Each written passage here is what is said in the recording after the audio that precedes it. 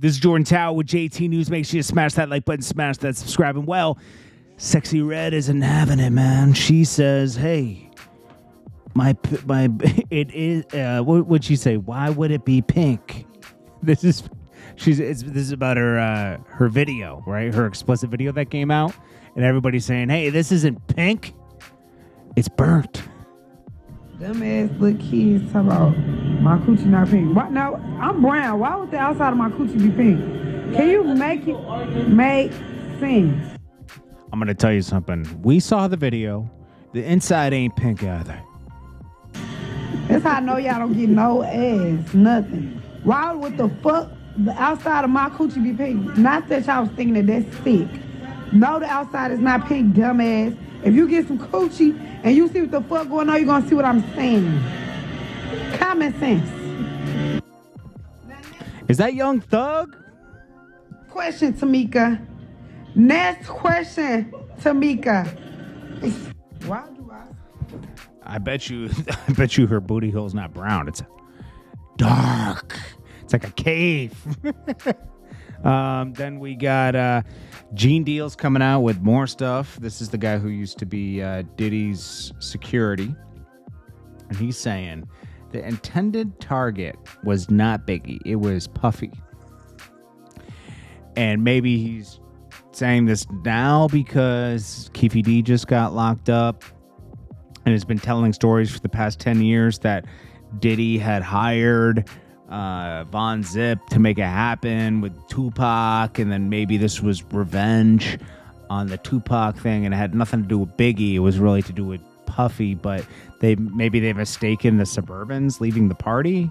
I have no idea, but I'm gonna tell you, man, I'm so sick of hearing about this stuff, bro. And this is another reason why the streets. Hip hop used to emulate the streets in the beginning, right? And the streets were very tied into hip hop throughout the 90s and early 2000s. They still are today, right? Just in a different way.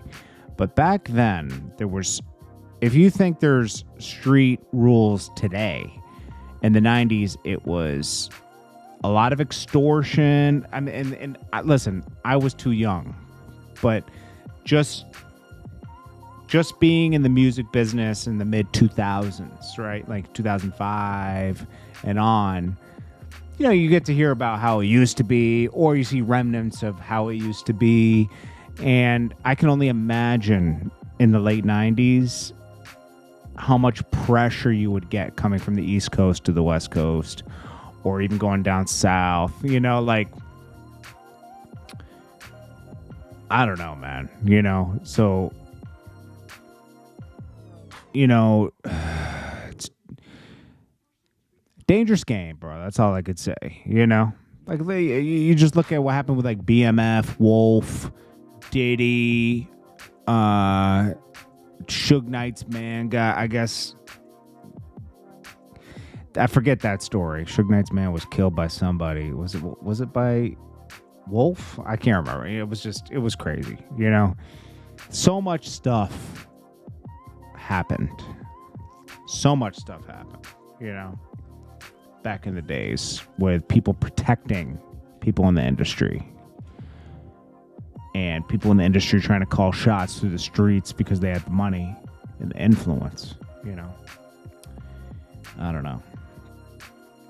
Drake is in his feelings about this album, bro.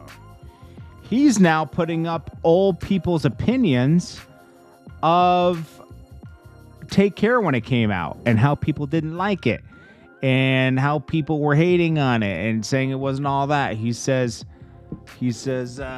reading these comments from the Take Care dropped, and he says, everyone doesn't like something when it drops. No, bro, this album, I like Take Care when it dropped. I don't care what anybody else says. I thought it was good. Okay.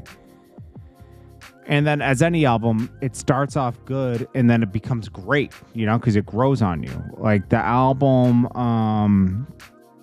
Nothing Was the Same. That album, I liked it in the beginning and then I loved it in the end. And if you're reading This Is Too Late, I liked it and then I loved it as I worked out to it, I'm not even getting I'm getting a few songs I like off this album, but I can tell it's a cherry picker album. When I see a cherry picker album, you're picking a couple songs you like, and that's it. It's a cherry picker. And there's nothing wrong with that, Drake. Jeez, you dropped the project after being in the game for 13 years. Congratulations, you're still on top. I feel like, I don't know, man. Drake's just on coasting. He's coasting right now. There's nobody, and honestly, we've never seen someone not get their spot taken. It's not going to happen with him. He's just going to phase out through the next generation. The next generation will come up. Drake will phase out. And that's it. And that will take another 10 years. So Drake, you're I know it feels weird because you're not, I don't know, because, I don't know. He's getting very defensive. I think he even came at academics where he said something to him. Oh, he said academics. Well, I don't know if academics just put this up or not, but he said academics losing his feelings because he called Kai instead of him. I don't think I think academics wants to remain as impartial as he can on reviewing things. It's because Drake's not paying academics. Drake isn't the one. Drake, he loves Drake's music, but you always got to look at this. These artists aren't paying you, unless you're working directly for them. But for what he does and what content creation, these artists aren't paying. You're just supplying the content to react about. The people that are watching are the people you're loyal to. I'm loyal to people that watch me. Those are the people I listen to, I take criticism from, and I take constructive criticism from. I can tell when it's constructive criticism or just hate, Drake isn't taking the constructive criticism. Joe Budden's giving him constructive criticism with too much. They have personal issues because they've both smashed the same girls. That's the problem. And I think that's where it's getting confused. Gunplay's wife says he was broke and living off her dad's money when he gave Rick Ross a chain. So he took money. That was weird that Gunplay felt he had to give a chain to Rick Ross after he was begging to raise money for his daughter. He had money for a chain to give to Rick Ross for the thank you for helping him out with his daughter, right? And everything else. Bro, you could have done other things for Rick Ross than gave him a chain, bro. Rick Ross has every chain. It's and it was a chain for your own company. It wasn't a chain. You know what I mean? It was, I don't know. And she said that's what really, I guess that just caused more issues between them, and what happened. But she shouldn't be going on a podcast talking about their problems. That was on the We in Miami podcast, just in case you guys want to check it out.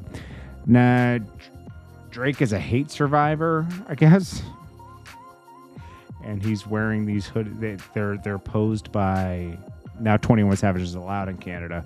Went to his house, and I guess I didn't know this. This is weird. Drake has a 21 Savage doorbell, like a gate code. Come on, bro. That is weird. Then J. Cole says, love when they argue about the hardest MC. Is it K. Aubrey or me? We the big three, like we started a league. Shouting out Ice Cube. And Ice Cube says, shout out to J. Cole for mentioning the big three. That's pretty dope.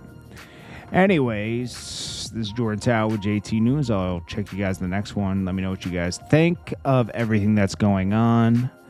Do you think Drake's a little bitter? I think he is. I'm going to be honest. But he can always make another album. And the next album to make is with Lil Wayne. This is Jordan Tower with JT News. Smash that like button, hit that subscribe button. I'll check you guys in the next one.